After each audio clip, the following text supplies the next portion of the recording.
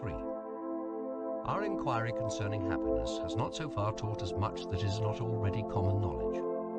And even if we proceed from it to the problem of why it is so hard for men to be happy, there seems no greater prospect of learning anything new. We have given the answer already by pointing to the 3 sources from which our suffering comes: the superior power of nature, the feebleness of our own bodies, and the inadequacy of the regulations which adjust the mutual relationships of human beings in the family, the state, and society. In regard to the first 2 sources, our judgment cannot hesitate long. It forces us to acknowledge those sources of suffering and to submit to the inevitable. We shall never completely master nature, and our bodily organism, itself a part of that nature, will always remain a transient structure with a limited capacity for adaptation and achievement. This recognition does not have a paralyzing effect. On the contrary, it points the direction for our activity. If we cannot remove all suffering, we can remove some, and we can mitigate some.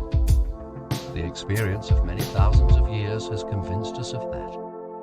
As regards the third source, the social source of suffering, our attitude is a different one. We do not admit it at all. We cannot see why the regulations made by ourselves should not, on the contrary, be a protection and a benefit for every one of us.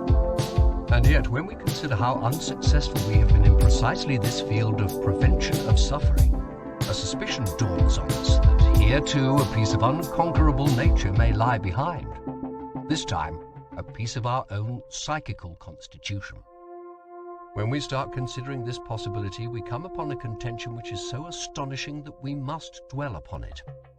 This contention holds that what we call our civilization is largely responsible for our misery, and that we should be much happier if we gave it up and returned to primitive conditions. I call this contention astonishing because, in whatever way we may define the concept of civilization, it is a certain fact that all the things with which we seek to protect ourselves against the threats that emanate from the sources of suffering are part of that very civilization. How has it happened that so many people have come to take up this strange attitude of hostility to civilization? I believe that the basis of it was a deep and long-standing satisfaction with the then existing state of civilization, and that on that basis a condemnation of it was built up, occasioned by certain specific historical events.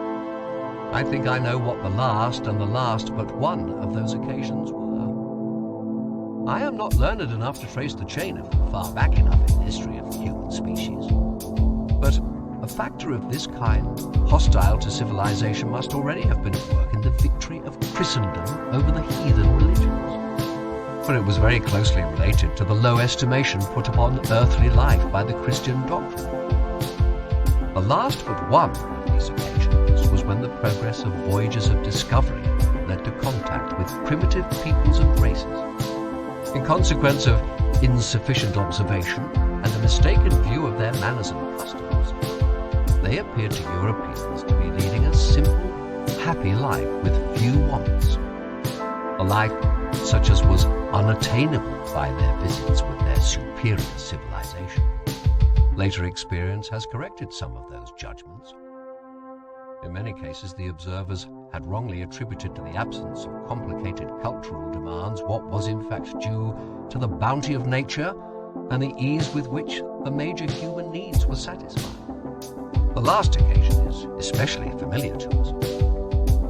It arose when people came to know about the mechanism of the neuroses, which threatened to undermine the modicum of happiness enjoyed by civilized men. It was discovered that a person becomes neurotic because he cannot tolerate the amount of frustration which society imposes on him in the service of its cultural ideals. And it was inferred from this that the abolition or reduction of those demands would result in a return to possibilities of happiness. There is also an added factor of disappointment. During the last few generations, mankind has made an extraordinary advance in the natural sciences and in their technical application, and has established his control over nature in a way never before imagined. The single steps of this advance are common knowledge, and it is unnecessary to enumerate them.